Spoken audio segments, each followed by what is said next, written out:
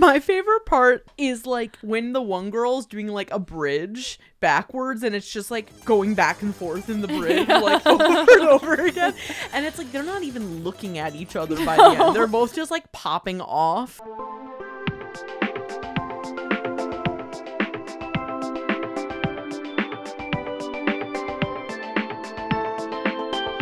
Welcome to Sleepover Cinema, where we analyze the films that created the collective unconscious of those who love a made-for-TV spin-off until they don't. I'm Hannah Leach, a multidisciplinary artist, audio producer, and anti-plastic. And I'm Audrey Leach, director, editor, producer, and very brunette, not blonde. We are the sister filmmaking duo, also known as Tuping Productions, and we haven't stopped thinking about these movies since we first saw them. We're going to explore the good, the bad, and the nonsensical of the movies that first inspired our love for film in an attempt to answer the question, are these movies actually good? And at the end of the day, do we really care if they are? Today we are hosting a versus smackdown between 2011's Mean Girls 2 and 2009's Legally Blondes. Because we love ourselves. We're bringing a hate crime to the feed this week, and perhaps we shouldn't say that as it could be a spoiler, but if you're a listener to Sleepover Cinema, you already know the tea with these movies, I think. Yeah, oh my god. We haven't done a versus since season 2, or I think season 2. Because we did Click versus Bratz, that's season 1, and then we did Heathers versus The Craft. Yeah, Heathers versus The Craft. Yeah. Also, let's not forget our masterpiece, Cowbells versus Material Girls. Yeah, okay, so that was a good one. 3. Yeah. It's pretty good. We haven't done one in a very, very, very long time, and these are a match made in hell. These two. They really, really are. We were originally just going to do Mean Girls 2, and then at the end of Mean Girls 2, at the end, they tried to like auto serve me Legally Blondes as like a next up, and I was like, shit, I think we have to add that one in. They know that these two are cousins. All right, before we get into these movies, we have a question for the culture for this week. We asked this question on the Instagram story a couple weeks ago, but were you ever a mean girl in middle school or high school? I'm gonna say no, but I did think of one particular instance where okay, I don't know that I was a mean girl, but you know, I saw a lot of vulnerability in the responses. Yes. People were really owning up to their sins, basically. Their past. Yeah, and totally. I admire that, so I'm just gonna talk about one time that I was a bitch, basically. Okay. Because I've only been a bitch once. One time. Ever. And it was in the 7th grade, and this girl, so I was like an office runner or whatever. Ugh, so much clout with that job. And this girl was the other office runner, and we were the only two. I remember this, I think. Yeah. We were the only two of the period. So it was basically just us sitting at a round table, and then when they needed something, they would just like come out and ask us to do it. And to be frank, she annoyed the shit out of me. At this time, writing notes and putting them in the locker was like very popular because a lot of kids didn't have phones yet. I feel like it was still at the point where like you really could not bring your cell phone out, so we were still writing longhand notes and putting them in each other's locker. And one time this girl, she wrote me a note asking if I would go, I think, roller skating with her. And you know, she really like wrote out the details or like how it would go down or whatever. Yeah. I was a bitch. I'm pretty sure I just didn't respond. I can't really imagine you doing anything other than that. Yeah, I don't think, but to me that felt so, I knew that it was mean, but I didn't care enough to like change the narrative because she annoyed me. I remember this. Yeah. That's how vulnerable it was. Because I remember being like, what if you just did it? And you were like, girl, no, like, I'm not going to do that. And that's how I knew it was bad, if you wouldn't give her a chance. Yeah. Because I think, if the situation had been less decided in my head, I probably would have gone. Mean? Yes. I mean, I had mean, like, moments. I think I was a gossip, and that wasn't good. Like, I was never out there, like, bullying people. I feel like in our school, at least in my grade in high school, like, there really wasn't that much of a hierarchy. I didn't feel that way either. I didn't feel that way either because not to bring up, cliques are very important in this episode, but like, cliques were so off in their own world. It's just that every section has their own hierarchy, and so if you're in your section, you only care about your own hierarchy. Like, what business do I have caring about the cheerleading hierarchy? Right. And it was always interesting to like get the gossip from the different areas, though. Yeah. For me, I don't know if I've ever talked about this. I won homecoming my junior year, and the person that I won it with was not like a popular person by any means. It was very much like who had charisma, uniqueness, nerve, and talent. I hate the joke nominations, though. Oh, those are fucked up. I hate them. I feel like prom king was always a joke. And wait, don't say that because Chris was prom king. Oh, okay, you have to leave that in. Chris was not a joke. No, for real. If it's a gay guy, it's not a joke. Yeah, which is crazy because it's the anti-Glee. Yes. If it's a class clown, it's a joke. If it's not like the class clown. Like, I feel like if you're the class clown, you have clout, though. It depends. Think like the stoner guy in Clueless. Yeah, it's like was people he the think clown? Or like the guy in High School Musical where everyone's always like, this guy. Do you know what I'm talking about? What's that? The guy who always talks back to Miss Darbus. It's like if they made him prom king. He goes like, so how was your holiday, Miss Darbus? Oh, and everyone's oh, fuck this guy. It's if they made that guy prom king. I know there were joke nominations for stuff. Even though I feel like you might have had to choose to run. We could just make a whole episode on that subject, honestly, but let's try to keep it pumping, shall we? We're going to start off with Mean Girls 2. You fell head over heels for the first Mean Girls. Kind of psychic. Really? It's like I have ESPN or something. Now, the Plastics. Who are the Plastics? They're teen royalty. Are back. So embarrassing how much they love me. Oh, I'm gonna vomit. It's their world. Stay down there and don't ever look at me again. But now it's her turn. Who's she? There's tons of comments. All the guys think she's hot. To get even.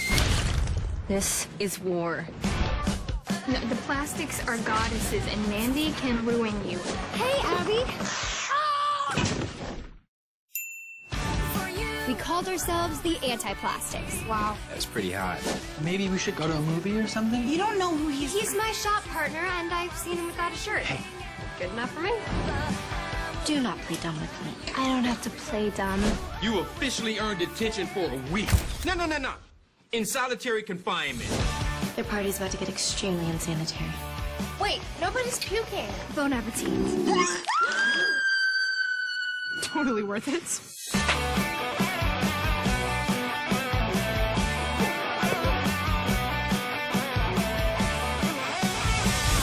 All right, shake hands. Okay, then. Mean Girls 2. Own it on DVD February 2011. Peace out! I just want to list the things that Mean Girls 2 has in common with the original Mean Girls, which came out in 2004. The Plastics as a concept are in Mean Girls 2. There is a vaguely alternative girl being bullied in both of them. There is like a straight guy love interest being used as like bait. Turf in like a turf war. Yeah. And what else is there? that's in common. They failed miserably, but they tried to make another, you know, slightly tomboy character who moves around a lot, like Katie Heron moved, and she's a tomboy in the beginning. Like it's more like threads of similarity rather than like a remake. You can really sense in every moment of the film that they're grasping for glory and they're just falling. They're just falling so fast. Yes. In both of these films, have cast every second to third tier Disney and Nick star. I know. The failed like vehicles to further their career. It's unfortunate. The GBF method. Mean Girls 2 aired on ABC Family, red flag number 1, on January 23rd, 2011. It was directed by Melanie Mayron, best known for directing Jane. Do you know this person? Was directed by a woman? Yes. Are you kidding? Yeah. No. No. It was a woman. I know. She's best known for directing Jane the Virgin, Pretty Little Liars, Naked Brothers Band, the Babysitter's Club movie, and she was also the star of the movie Girlfriends. The screenplay was written by 3 highly accomplished writers, the first 2 being a writing duo named Cliff Ruby and Alana Lesser. They co-created Dragon Tales. They wrote Balto. They wrote for Alvin and the Chipmunks, the TV series, and also Arthur, Molly of Denali, Land Before Time, and a million Barbie productions. So if Cliff Ruby and Alana Lesser ring a bell, that is why. And then, okay, this was interesting. And then we have Allison Schroeder, who wrote Hidden Figures, Christopher Robin, Heart of Stone, and was a writer on Frozen 2. Okay, so for the synopsis, Common Sense Media always has beautifully written synopses, and I think that we should read this whole thing just to give people the context that is needed. Joe Mitchell, Megan Martin, for those who need to know, aka the cool girl in Camp Rock, is perpetually the new girl in school, the daughter of a NASCAR mechanic. She's spending her senior year at North Shore High, her 6th school in 4 years. Usually, Jo keeps to herself, but when she stands up to a trio of girls who rule the school, Queen Bee Mandy, vapid sexpot Chastity, they named her Chastity, I know. and well-dressed germaphobe Hope. She finds herself the target of their mean girl viciousness. Confusing matters is the class's wealthy wallflower, Abby, played by Jennifer Stone, aka Harper in Wizards of Waverly Place, whose rich father offers Jo college tuition in exchange for befriending Abby. Jo accepts the deal and winds up becoming best friends with Abby, falling for Mandy's sweet stepbrother Tyler, and eventually rivaling the Plastics for social control of the school. There's just so much happening for no reason. No reason. Okay, I know we're going to get into this later, but I got like very confused by the stepbrother thing. Me too. Taglines: the Plastics are back and mean has met its match. Okay, for the cast, I only talked about 3 people, actually 4 people, because who cares? We have Megan Martin as Jo Mitchell. As Audrey said, she was Tess in Camp Rock, which is funny because she's like the mean girl in Camp Rock, and she's like the cool girl in this movie. She was also in 10 Things I Hate About You, and she is a video game voice actor pretty prolifically. A prolific video game voice actor now. Then we have Myra Walsh as Mandy. When I went to her IMDb page, there was immediately a trailer involving Gravitas Ventures, where Audrey interned in Cleveland. She was in Switched at Birth, Good Trouble, and The Last Ship. She was in Secret Life of the American Teenager, credited as Girl in Light Blue Pajamas, and she also was on Desperate Housewives. You forgot her main credit, Corey in the House. Wait, who is she? She looked familiar, but I couldn't place it. She's like the girl main character in that show. And then we have Jennifer Stone as Abby, Harper on Wizards of Waverly Place, and she also was in this movie called The In-Between a couple years ago, and otherwise has kind of just been like vibing. And then, of course, we have to acknowledge that Tim Meadows reprises his role as Principal Duval, which I was like, why the hell are you here grifting? But then I was like, wait, I guess it kind of makes sense because if it's still It's North the same Shore, school. like, then I guess that works. I tried to find if there were any interviews of like Tina Fey remarking on this movie, and she did say that she didn't know Tim Meadows was in it, and if she did know that, she claims she would have done a pass on the script to give him more jokes. Yeah. And then she also said, and I have a quote from this, she did an interview with Howard Stern, and he was like probing her, being like, it was horrible, right? About Mean Girls 2. And she said, I don't know. Sometimes it's okay to not make a sequel, right? Just something to keep in mind. And now she's, fully put her energy behind the film adaptation of the musical version that is coming out now. And I'm scared. like, it's kind of surprising, but we won't get into it. But it is kind of surprising. She sees the money in it, obviously. We don't know the budget. It was probably $10. And when it comes to critic and audience opinions, there's no critic score. Because why would there be? But I did pull this from a review from Hilary Busis of Entertainment Weekly. This was written the week that it came out. Taken on its own merits, Mean Girls 2 isn't a total travesty. Amanda Bynes' lookalike Megan Martin, had some appeal as the movie's Lindsay Lohan surrogate. But as a supposed sequel to one of the best comedies of the 2000s, it's pretty heinous. By all means, make ripoffs about bitchy teenage girls one-upping each other at a school presided over by Principal Tim Meadows. Just don't sully Mean Girls' reputation by associating those ripoffs with Tina Fey's masterpiece. Audience score for this movie on Rotten Tomatoes was 30%.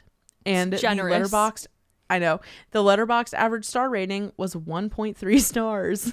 Audrey, would you care to read these 3 audience opinions? 2 stars. I am confused as to why they created this. Was there a purpose? 0.5 stars. Jesus Christ. One of the few movies to genuinely make me mad because it's so bad. So, to answer the question, why was this movie made? So this movie was made by a branch of Paramount called Paramount Famous Productions, and this is what they were. Paramount Famous Productions was a made-for-home entertainment division of Paramount Pictures. It primarily developed home entertainment sequels to films from Paramount Pictures, DreamWorks Pictures pre-2005, and other Paramount-related properties. And this was the last one that they ever made. They only made 5. With good reason. Yes. So Paramount Famous tried and failed. That's all we have for Mean Girls 2 information-wise. I tried to keep it a little bit shorter than normal because we also have to talk about Legally Blondes. Meet Izzy and Annie Woods. They possess the same perky DNA as Elle Woods. Thank you. 2 sisters who are making the move from London to LA in the next Legally Blonde adventure. This is a step up from Buckingham Palace. Now they're starting a new school. There's 2 of them? I think we have room for 2 more. They are hot. And they're working from the Elle Woods Book of Rules. Everybody know what to do? Blonde Rule 1, think pink. Pink looks good with anything. Blonde Rule 2, be bold. We have a reputation to uphold. Goldilocks make Justin Bear happy. Who do those bottle blonde bimbos think they are? Blonde Rule 3, believe in yourself. We hold our students to a higher standard. Don't let Pack Prep change you. You change Pack Prep. We just have to stick together and refuse to be intimidated.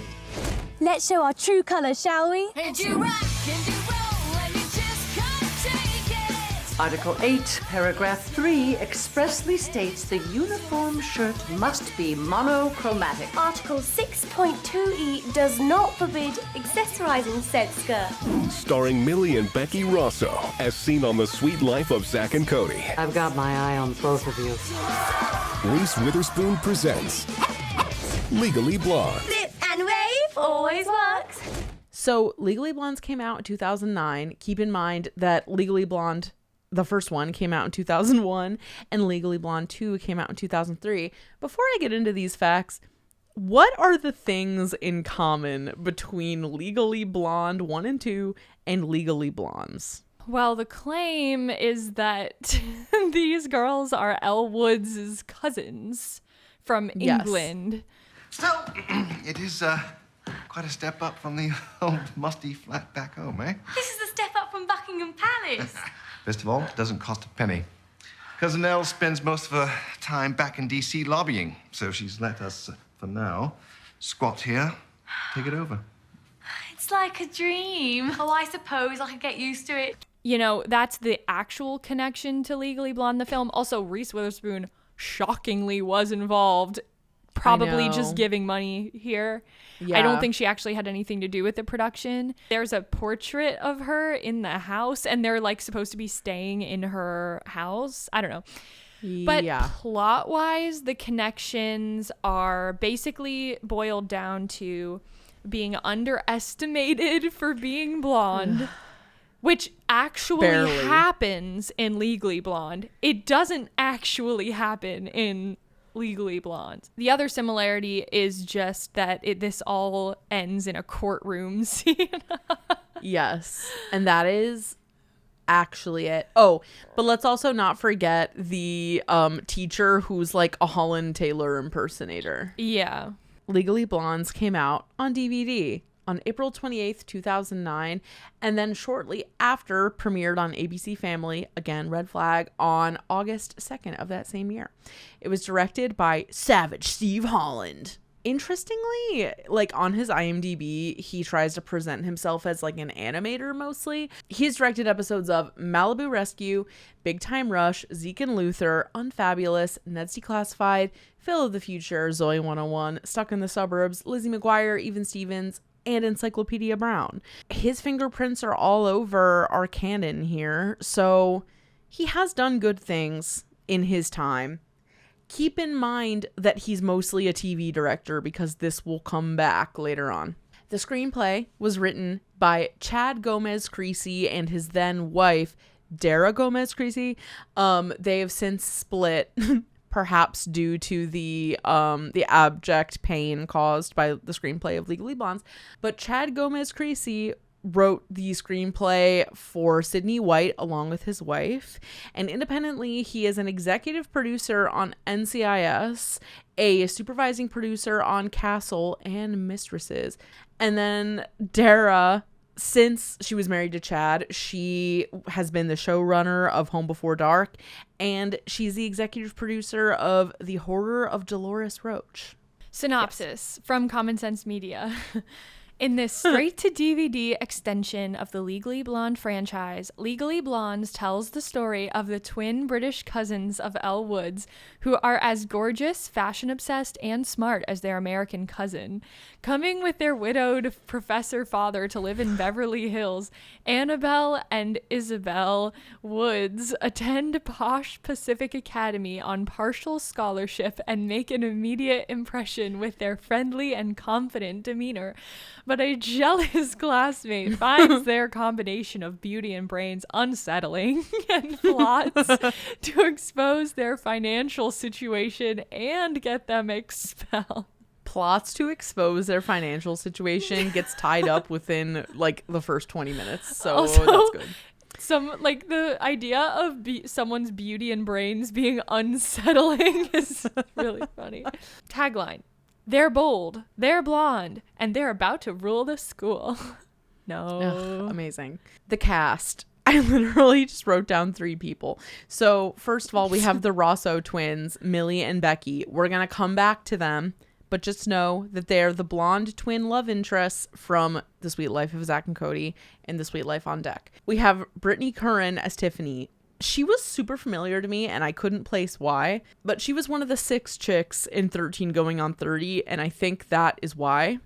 She also was in Dear White People and The Magicians, and as a kid, she was also on Sweet Life. She was in Drake and Josh and in Go Figure. Is this the main mean girl that you're talking about? Yes. She's also the mean girl in Jump In. That is it. Okay. And that explains it. Her little friend is the love interest for Nick Jonas in Camp Rock 2.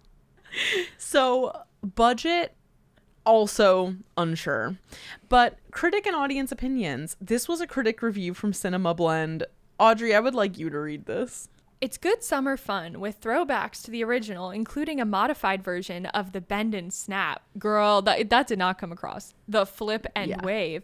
And some random moments like a truly bizarre scene involving 2 trampolines.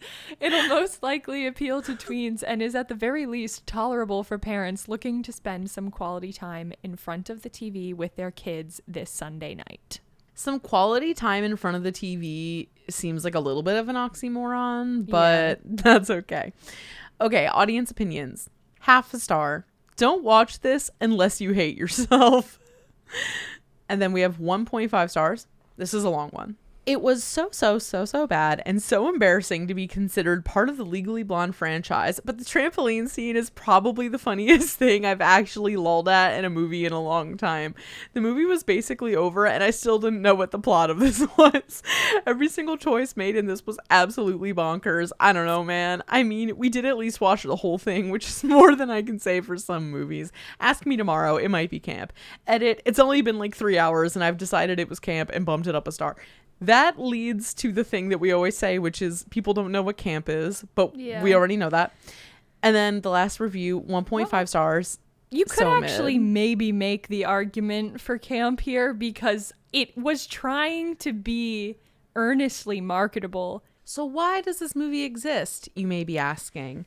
So it was a canceled TV pilot, allegedly, which to me, I don't really get canceled TV pilot from it, but okay.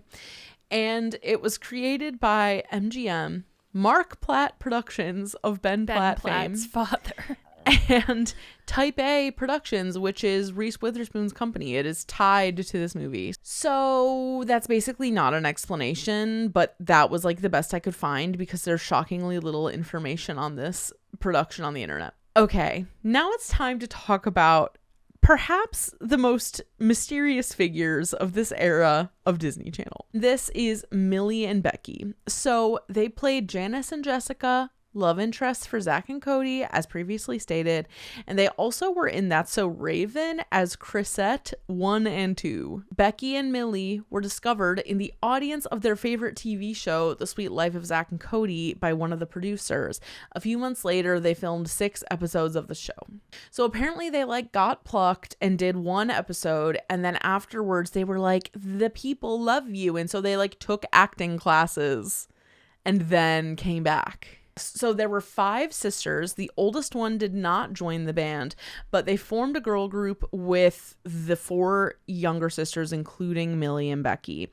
They opened for Demi Lovato on her South American tour in 2014. It's also important to know, just as a fun fact, they're very much like British presenting, but they're half, this is super vague, but they describe themselves as half Latin American and half British. Our mum is English and our dad's Latino. We grew up between England and Venezuela, Colombia, so we're a hot mess, basically. The reason it makes sense that they opened for Demi is because they were managed by the Jonas Brothers' father, who had all that shit on lock. Right. Now, these girls have not posted anything as a unit or as individuals on social media since 2015. Which to me, I'm like, where are the burner accounts? But maybe they just actually They probably aren't on do it. have burner accounts. So they haven't posted anything since their mom passed away in 2015 of pancreatic cancer, which is super duper sad. And they made this post about it that I thought was really interesting and just worth reading. They said, our mother passed away after fighting an extremely tough battle with pancreatic cancer. She was our best friend and inspiration and the most caring, loving, selfless, kind-hearted person we could ever imagine. After much thought and consideration, we have decided not to carry on with our girl group and making music and to close this chapter of our lives, even though it was just the beginning and we hadn't released music in the US yet. Our hopes and dreams for the future have changed. We'll never forget the amazing memories we made as a music group while it lasted, and we're so happy we had the chance to meet and talk to genuinely sweet and supportive fans like you guys. We are so grateful. We love you. It's so sad. I know. And interesting. I know. To think where they may potentially be today if they had. I know. They definitely would have at least mildly crossed over to the US, but they could have if they continued on that Disney Channel track, they could be in like maybe like an Allie and AJ type situation now. Yeah. I will say I tried to find like anything, and I think it was on like a Reddit thread. I saw someone say that they found their Facebooks and that they're both happily married. Okay. So that's cool. That also led me down a rabbit hole of looking for their Facebooks, which was extremely unfruitful, but I did give it a shot. We respect their decision to leave the spotlight. They seem like really sweet and passionate and solid individuals. However, that is not going to prevent us from bringing a critical eye to Legally Blondes, and it's not even worth bringing a critical eye to. And I'm glad that these particular twins got out of Dodge, because I'm sure that's very challenging. Like, it's already probably hard enough just to be an identical twin and to be compared all the time, but to do it on a global scale would be like a lot. Both of these movies are sullying the good name of Max right now. You can go watch them if you would like to lose some of your life. Brain cells. Yes, many brain cells. Go give it a watch and join us for what will surely be a rousing discussion. Socratic seminar. So if you're a loyal listener of Sleepover Cinema, you have definitely heard me talk a lot about seeing movies in theaters. I've been around the block. I've tried all the other chains and all their unlimited programs. And guess what? Regal Unlimited is where it's at. Regal Unlimited is the all-you-can-watch movie subscription pass that pays for itself in just 2 visits. You can see any standard 2D movie anytime with no blackout dates or restrictions. When you want to watch a movie in a premium format like 4DX, IMAX, RPX, or ScreenX, your Regal Unlimited membership gets you into those premium experiences at a reduced cost. You're not just getting a discount on your thrilling experience, but on snacks. I could have $5 left in my bank account, but I am going to get popcorn and an icy. So, if you're planning on seeing 2 movies this month, you need to join Regal Unlimited. So, sign up now in the Regal app if you want to be fancy, or on regmovies.com/unlimited. That's regmovies.com/unlimited. New subscribers can use code REG2PINK for 10% off Regal Unlimited for the first 3 months. That's REGTOO PINK. We are back to compare 2 formative texts. We are going to talk about Mean Girls 2 and Legally Blondes in conversation with one another. Right off the bat, why do they both have to have dead moms? It's just one of those inexplicable trends that... It's like in Disney stuff in general, moms are dead. I think the reason they choose it is because it's an instant shortcut to the crux, the emotional crux. Well, okay, theoretically, it's easy to decide what they need to overcome or like what is challenging for them. But then like these movies like choose to like not focus on that also. Yes. So I don't know why. I don't even know. Yeah. I just thought I love Elle Woods and Katie Heron, they have 2 alive parents that are together. And that are like active. That are in the movie. They're in the movie. Yeah. Also, I loved in Legally Blondes where they were like, I can't do the accent, but like, things have been so rough since mother died. I was tired when that parallel emerged. Same. You know how for every Broadway musical there's a junior version? Yes. Do you think that's basically the idea? It's like, let's make the junior version of these great films. They're such good titles and such bad products. Yeah.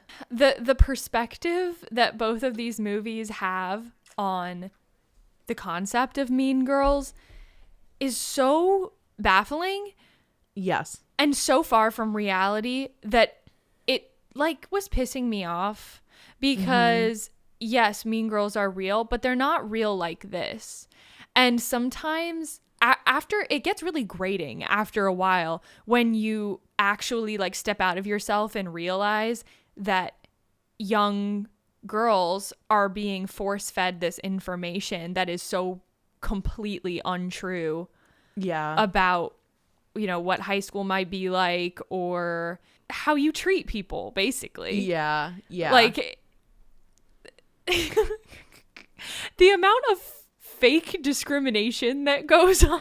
So let's just start off with Mean Girls 2, and then I will, because you can't really talk about two movies at once. We'll come back to it at the end. We'll come back to the compare and contrast. I don't appreciate anything about Mean Girls 2. However, if Joe Mitchell is like somehow a Joni Mitchell reference, I think that's really funny. But I don't think it actually is. But when they said that was her name, I was like, what? That did not occur to me, but agreed. Yeah. You know how when we covered Sharpay's Fabulous Adventure, we talked about how dumb Austin Butler's point of view was here? Yeah. Because he's like, you've changed, but meanwhile, she just like got a job. Yeah. This movie is also in the same fashion as Mean Girls, attempting the you've changed storyline, but here's the thing. Megan's character, Jo, was an absolute bitch from the start. They are attempting something in this movie and in Legally Blondes where your protagonist is never coming from a deficit. Like, why is it that why is it that the protagonists are coming in hot, like telling off the bully on day one? Like that, this is not how there's no struggle to follow here. Right. Yeah. So they just like start at 10 and have like wars right off the bat. Why is Megan going up to the mean girl and like calling her a bitch in the hallway? I know. She's like, I had that thought too. Like when it was like she's being bullied, I was like, she doesn't really seem to like, there's no power dynamic here that is like putting her at a deficit, as you said. I said, how is she being bullied? She's also a bully. Like, yes. Like I would say these girls are evenly matched from day one. Yeah. Like she's not taking any shit. And I think like in a bad way, she's not taking any shit because she's not taking the higher road, which I think is a weird choice for the protagonist. Like in Mean Girls, you know, she's shy at first. She's kind of going along with it. And as her power grows, she becomes bitchier. She becomes meaner. And that's the way the character grows. She learns not to be that way when she no longer has any real friends and everything falls apart. That is like what you actually, if you want to reflect any version of humanity, that is what you need to do. Yes. But it seems like the writers are concerned with, it almost seems like they were overcorrecting for a non-issue that is, well, we can't have our protagonist like be bullied. Like she needs to like stand up for herself from the start, but that is not actually solving anything. Two things just popped into my mind. The first thing is that, okay, like speaking to the power dynamic thing, there is like such a weird averaging out of like the personalities and the looks of like all of the girls, including the one who's supposed to be the weird one. Yeah. There's nothing weird about her at all. Am I missing something? No, I think they just were putting casting first for like promotional reasons. Like they were just trying to gather as many Disney stars as they could and filling out every role with them. It's not like any of these girls are like way prettier than the others or like way different. In fact, I think it's really weird that they casted Megan as Jo when she is like, as in Camp Rock, she is like the physical archetype of the mean girl role. And I'm kind of wondering if they like swapped Mayara and Megan's roles for like some reason, like in like a Brenda song, Ashley Tisdale move, but it just didn't pan out. I would have rather seen Mayara in that role if I had to choose. Me too. Wait, I was confused about the school because why were they talking about Ohio? Isn't North Shore in Michigan? Yeah. No, North Shore is in Illinois.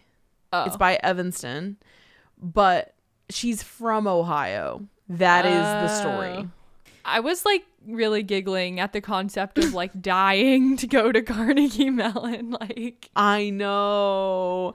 Also, when she gets the check at the end and it's $50,000, I'm like, girl, that's not enough to go to Carnegie Mellon. No. Not all 4 years. No. I felt like this movie had the feeling of having been made in like a 24-hour film festival. And like, also written by ChatGPT. Yeah. It was just slapped. It felt so slapped together. Written by ChatGPT. Okay.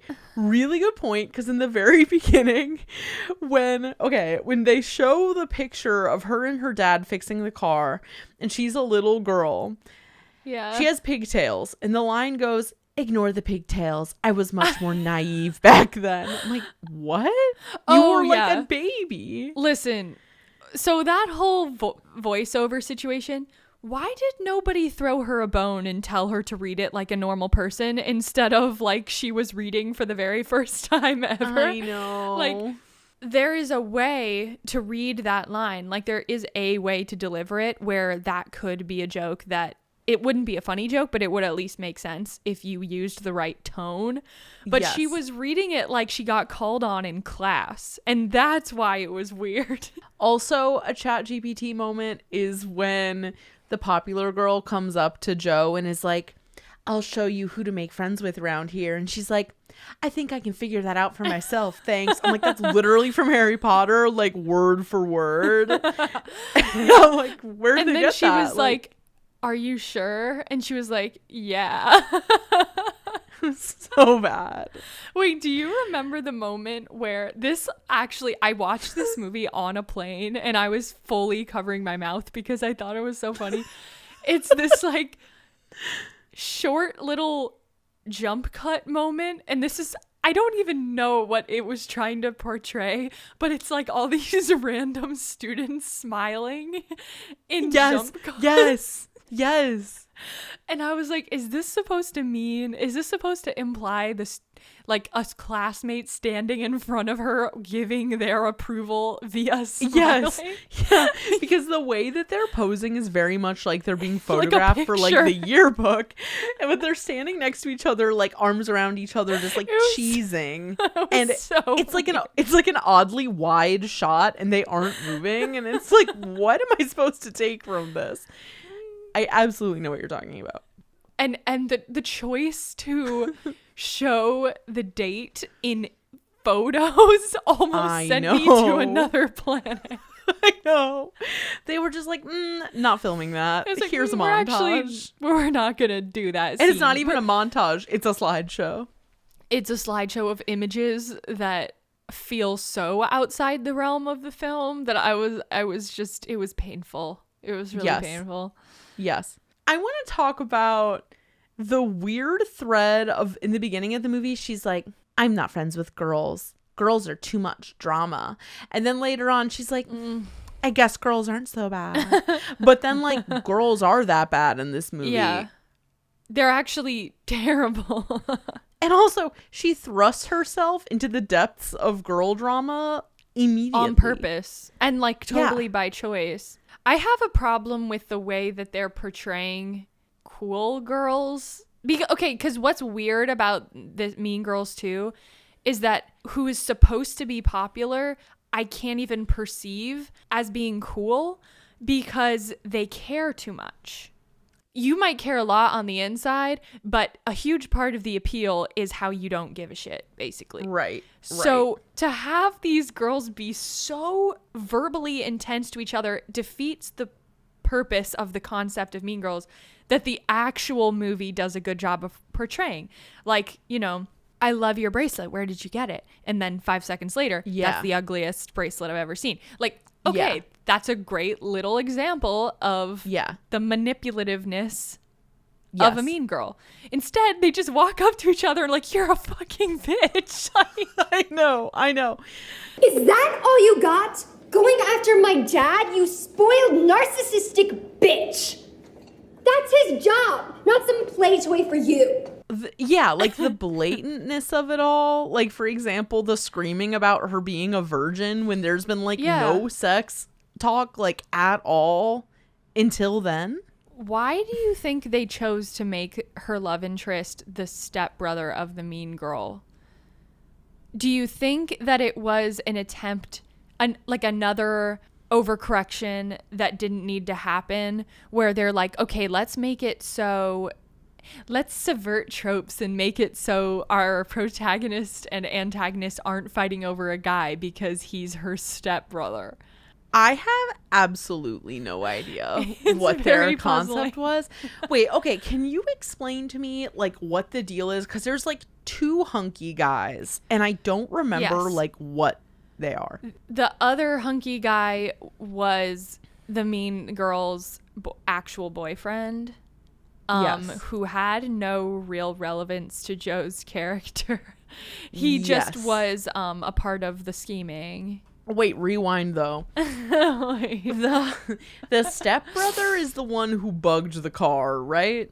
Because there's this part of the movie where like right, because it's the stepbrother borrowed the boyfriend's car and the boyfriend had bugged the car. Yes, he and actually that's similar to Legally Blondes. The boyfriend of the mean girl, it plays a key role in the scheming. That also kind of reminds me of that thing in Bratz where for some reason her dancing with her grandma is like a massive humiliation. Like it reminds me of that what the hell? I even thought back then like this isn't bad. I don't even remember what the context was, but it was kind of near the end where Joe like walks into the hallway and there's just girls sitting in like the middle of the hallway on the ground. Do you remember that part? Yes. That was very confusing to me.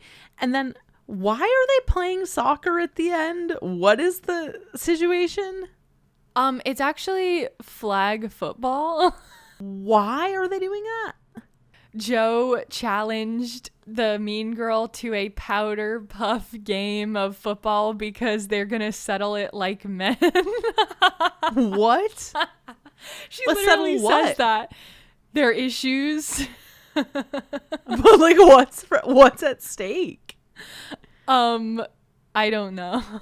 Oh my god. Okay, that was the part of the movie where I like fully clocked out. Like I was like, I don't know what the fuck is going on at this point. Same. I started fast forwarding 10 seconds to get through this freaking game because it took forever and I didn't care because I knew what the outcome was gonna be. Yeah. Should we move on? Yeah. I mean, it's puzzling. I can't make this movie make sense. I know. Everyone take a deep centering breath as we move in to Legally Blondes. You start the movie and you got immediate apple chancery. Red flag. Literally the whole thing is a red flag. One of my favorite parts is when, and I'm almost like, am I right? When they enter Elle's apartment and there's just like a pink filter like over the, like everything is white in there clearly, but they just like put a pink filter on top of everything. Yeah. And then they don't even like keep it consistent after that. Well, okay, I just have a little question for you, which is now that you live in LA, how do you feel about like LA propaganda montages? I actually thought that in Legally Blondes it was like pretty accurate. Mm-hmm. like I was like, I mean, obviously, and what I mean by accurate is like they were actually there. Yes, I was actually wondering. I was like, they look like they're really there. Is that true? There were some stock shots, but that first time that they go out and shop, they were actually on Rodeo, I think. And I mean, it makes sense. It's like, I'm sure they did. I think they actually did shoot in California. Thank God. It actually makes sense to shoot here for this, not Canada. Thank God. No Toronto streets for us. Yeah. The mean girl in this movie feels like budget Liz Gillies to me.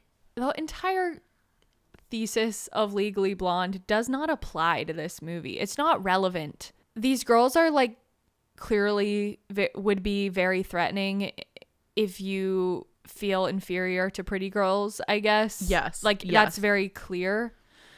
But the thing is, like, all the girls are pretty in this movie. So correct. Like, calling someone blonde if they are blonde is not an insult. No, it's not. This race war again with hair colors is like really weird. Yes. Wait. Okay, this is what I thought you were going to say, speaking of race war.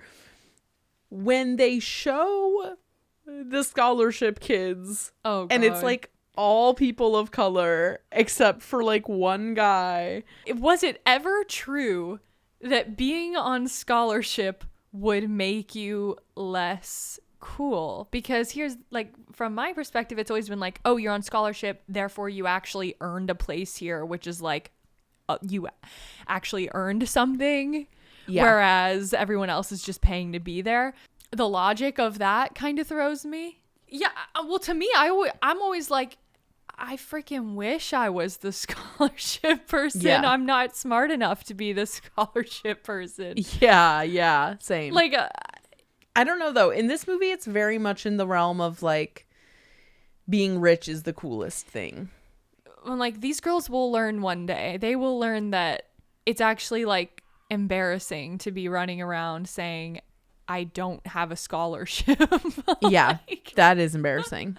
Did you notice and appreciate how insane the chairs were that they were sitting in the classroom? It was like Dumbledore. They were thrones. Like the seats in their classroom had really tall backs that they looked as though they were made of like half-inch plywood though. Like they looked like they were just kind of sat on a normal chair. It was like a high school drama club prop. Yeah, for sure. But there were like a billion of them, which was funny. It did not give much to the space. I mean, it gave a lot. It gave too much, actually. Yes, you might be right. Production value wise, did you notice blown out sound and really bad ADR? Yes. And they also changed their frames per second a few times. Really? I noticed that. Yeah. Wow. And it was like depending on the scene, which I understand. Like, for example, the trampoline scene, they would shoot in a higher FPS, so they would have the ability to slow it down or speed it up if they want to. Speaking of that scene, the adult ass stunt doubles that they know. So they might have even been men, honestly. They might have been men in wigs. It was horrendous. My favorite part is like when the one girl's doing like a bridge backwards and it's just like going back and forth in the bridge like over and over again. And it's like they're not even looking at each other by the end. They're both just like popping off. It's like a cartoon. Like, it is. Let's try something easy, like this.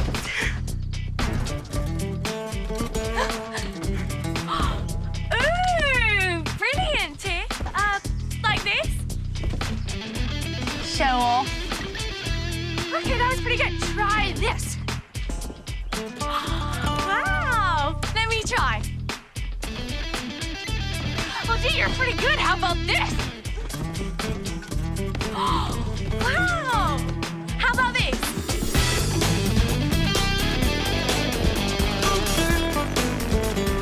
Isn't this fun? The lengths that these movies go to like portray teen girls competing, but in ways that just literally have not happened. Yeah. Like, this has not happened in life. There's about a million other things you could have chosen. I actually want to rewatch that scene so badly. I kept pausing it, trying to get a shot of the stunt double, and I finally did. And it's like of the stunt double, like on the descent, like arms up, wig flying in the air. And it's basically a meme template. Well, you can see their faces. And like the wigs are not secured. And they just like never talk about it. Like, the only thing I put under appreciate is people are definitely going to respect you as soon as you put on your ballet flats and colorful leggings. So the whole thing with that is that the girls and their scholarship friends are like, we're gonna express ourselves and not break the rules. So they like kind of customize their uniforms like while not breaking dress code. The thing that I found to be kind of confusing is like the twins do not wear ties. They wear some like other iteration of the uniform, but then it's like all of the scholarship kids and that includes a girl, wear ties. And when they talk about people wearing the ties, they're like, boys wear ties. And I was like, is this a trans person? Like, what's happening? Literally, at some point, I just turned my brain off entirely with this one.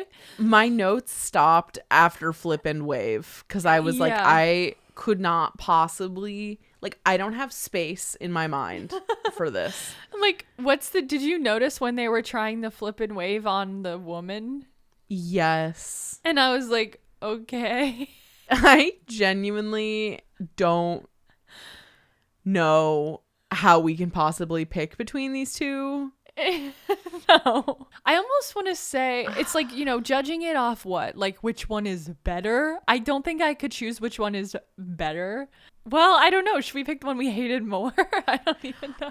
I mean, what else can I say about Legally Blonde? There's a plot about, there's this little like romantic B-plot misunderstanding thing where one of the twins is into one guy, but I actually had a question about this. This is a plot that shows up in Mary-Kate and Ashley movies as well.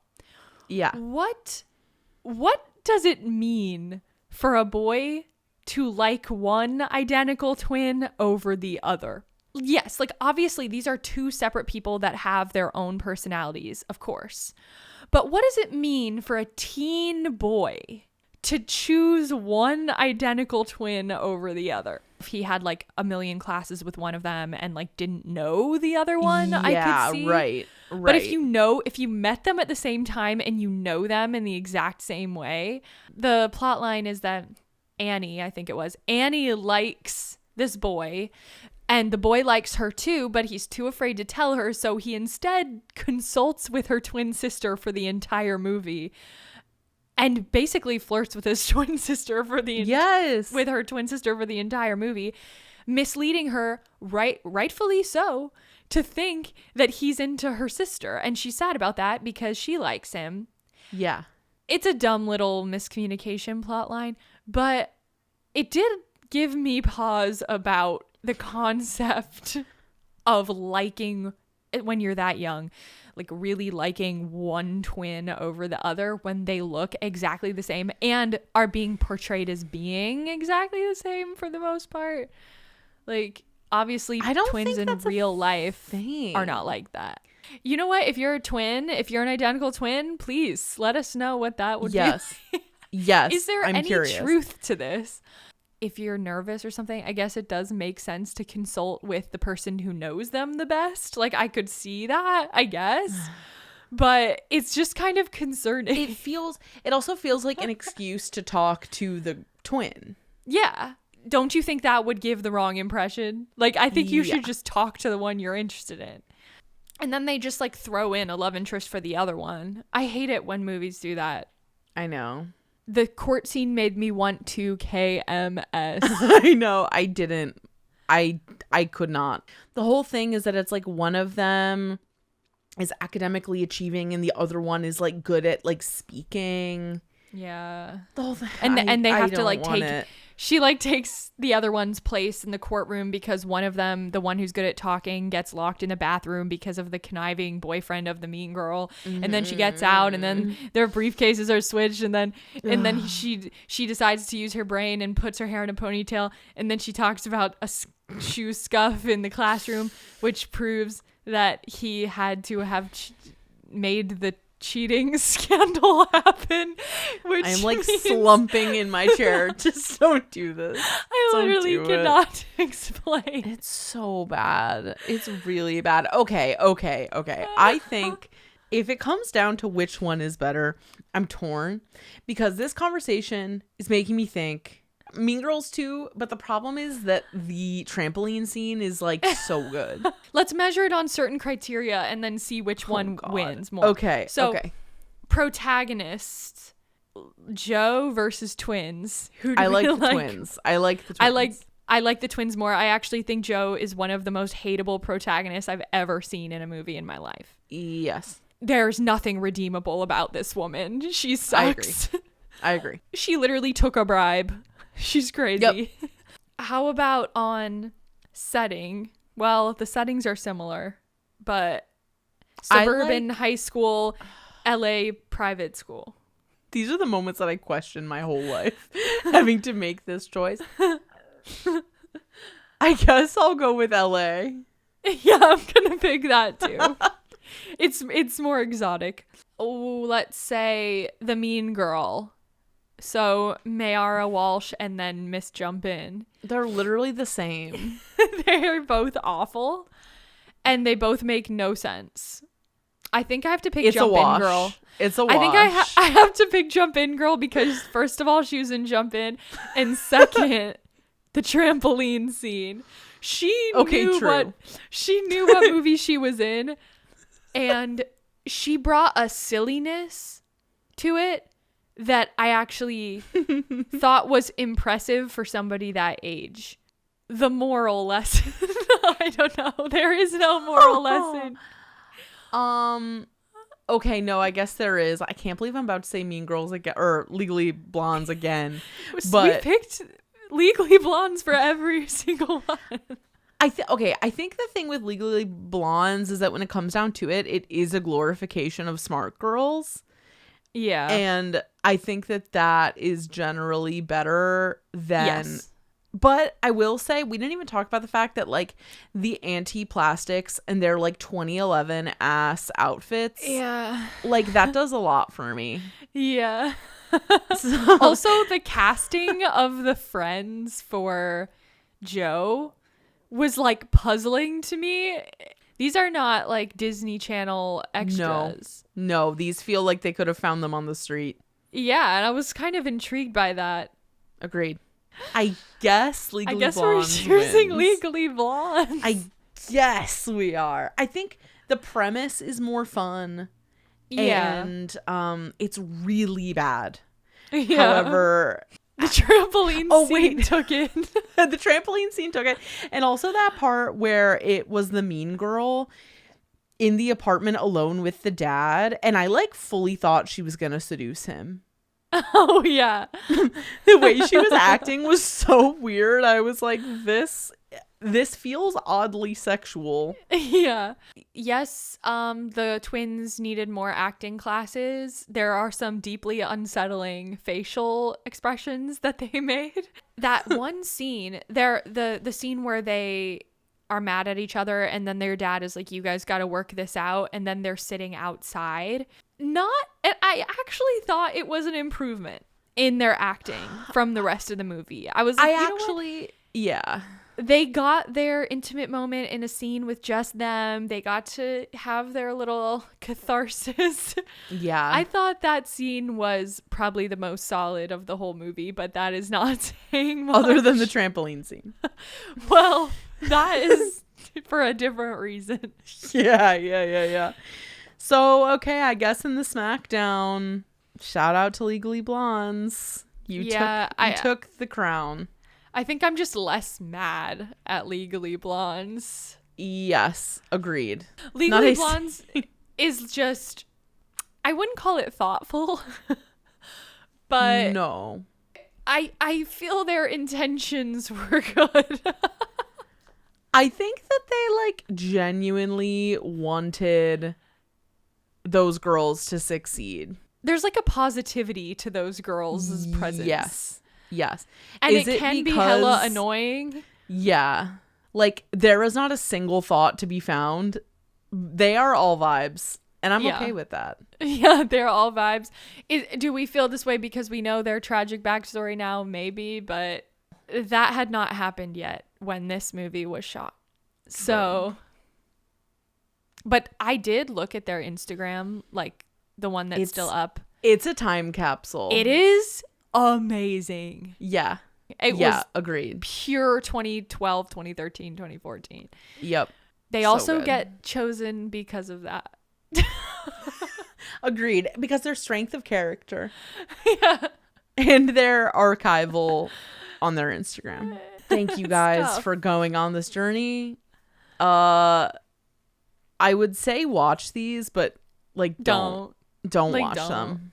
Except for the trampoline scene. You're gonna watch them and you're still like, you're not gonna get clarity on the plot if you watch them. No. And like we might be okay, one thing to clarify is like it's not a good hate watch. You could get a good giggle. I think I could laugh a lot if I was like, if I took a little edible or something. I think I might be laughing the entire time. Yeah. However, I was stone cold sober watching this one. Both of them, in fact. I was on a plane. I was restricted. That is horrible. I can't believe you did that. Anyways, Audrey. As always, you can find more from us at evergreenpodcast.com/sleepover-cinema and keep up with our latest creative projects at twopinkproductions.com. We're on Instagram, Twitter, TikTok, and YouTube at Sleepover Cinema and post a full video version of each episode on YouTube every Thursday. You can follow me, Audrey, at Audrey A. Leach on everything. And you can follow me, Hannah, at Real Judy Garland on Instagram and at Lana Von Trapp on Twitter. Please join our Discord server if you haven't yet. The link is in the episode description. You can check out our merch at twopinkproductions.com/shop. We have t-shirts, sweatshirts, stickers, and more. Hats. And if you love Sleepover Cinema, leave us a kind review on Apple Podcasts. I've been working on my general positivity and I would like some affirmation. Not in this episode. I know this is not a good one to make that statement on. Sleepover Cinema is a production of Evergreen Podcasts, produced, edited, and engineered by us, Hannah and Audrey Leach. Sleepover Cinema is mixed by Sean Roll Hoffman with theme music by Josh Perlman Hall. Executive producer is Michael D'Aloia. Good riddance. Goodbye. Tiffany, are you all right? I'll have my driver take you home.